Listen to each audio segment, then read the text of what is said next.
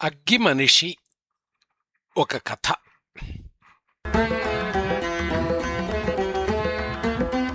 అనగనగా ఒకప్పుడు ఒకానొక మనిషి ఉండేవాడు. ఆయనకు నిప్పు తయారు చేయడం తెలిసి ఉండేది. అతనికి గల ఆ అద్భుతమైన శక్తిని చూచి ఆయన ఊరులోని వాళ్ళందరూ ఎంతో అబ్బురపడేవాళ్ళు. అతను మొట్టమొదటిసారిగా నిప్పు తయారు చేశాడు.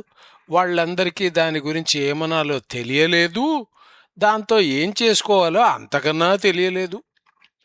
నిజానికి ఉన్నమాట చెప్పాలంటే వాళ్ళందరూ కొంచెం భయపడిపోయారు కూడా. కానీ ఈ నిప్పు తయారు చేసే మనిషిని ఏమందాము? అగ్గి మనిషి అందామా? అగ్గి మనిషి తాను తయారు చేసిన నిప్పుతో చలి పుడుతున్నప్పుడు వెచ్చగా ఉండవచ్చునని, చీకటి చుట్టూ అలుముకున్నప్పుడు వెలుగు కోసం దాన్ని వాడవచ్చునని, అట్లాగా మరెన్నో చెప్పాడు. తిండి వండుకోవడానికి మంట పనికి వస్తుందని కూడా వాళ్లకు చేసి చూపించాడు.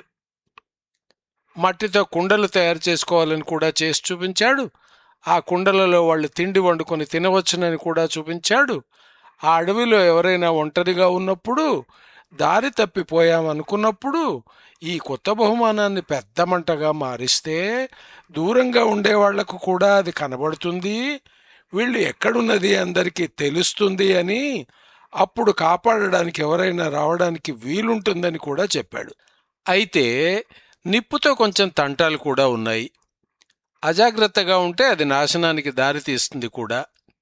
కనుక అగ్గి మనిషి అగ్గి అనే అగ్నిని గౌరవంగా జాగ్రత్తగా వాడుకునే పద్ధతులను కూడా నేర్పించాడు.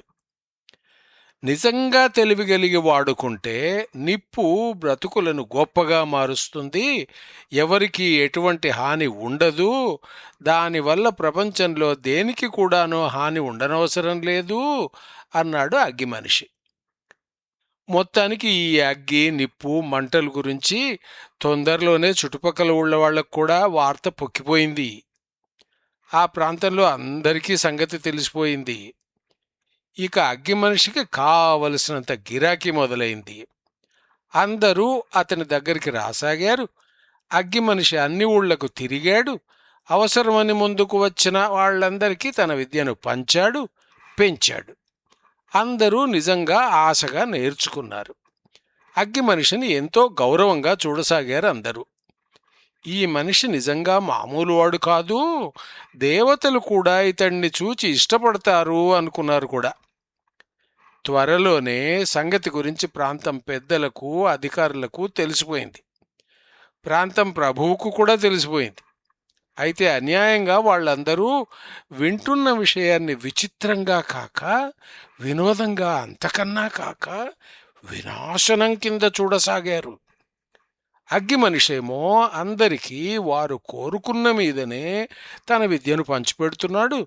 దాంతో ప్రజలు సుఖంగా, సంతోషంగా, సౌకర్యంగా బతుకుతున్నారు.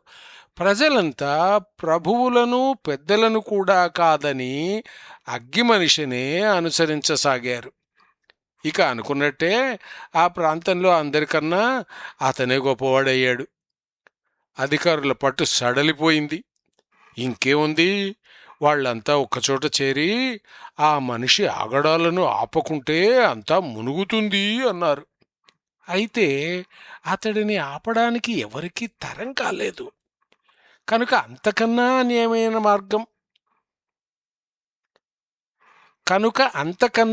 అన్యాయమైన మార్గం ఏదో వాడితే తప్ప పని జరగదని వాళ్లకు అనిపించింది.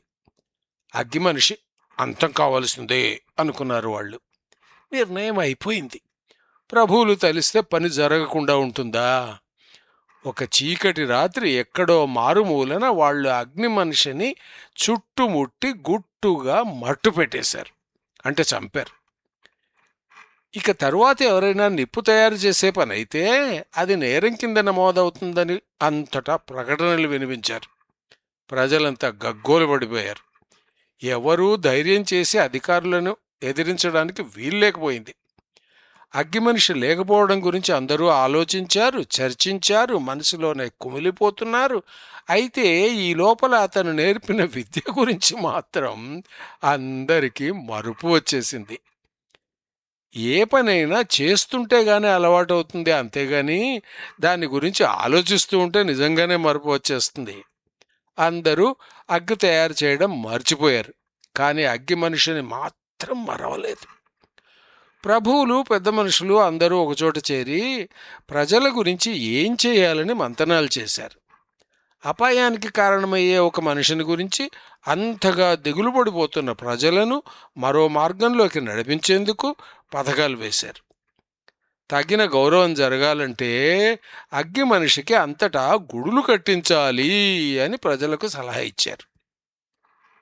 కనుక ఊరూరా అగ్గి మనిషి గుడి వచ్చేసింది. ప్రజలంతా ఆ గుడులను అన్ని రకాల అలంకరించి పువ్వులు, పూజలతో, రంగురంగుల చిత్రాలతో, విగ్రహాలతో నింపేశారు. వీలున్నప్పుడంతా అక్కడ చేరి అగ్గి మనిషిని గురించి భజనలలాగా పాడసాగారు. నిప్పు గురించి అతను ఒకప్పుడు చెప్పిన సంగతులన్నింటినీ పుస్తకాలలో రాసుకున్నారు.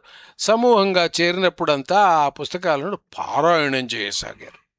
మొత్తానికి అధికారులు మాత్రం చింత లేకుండా ఉంటున్నారు. అగ్నిని వాళ్ళు అదుపు చేసినట్టు భావించసాగారు.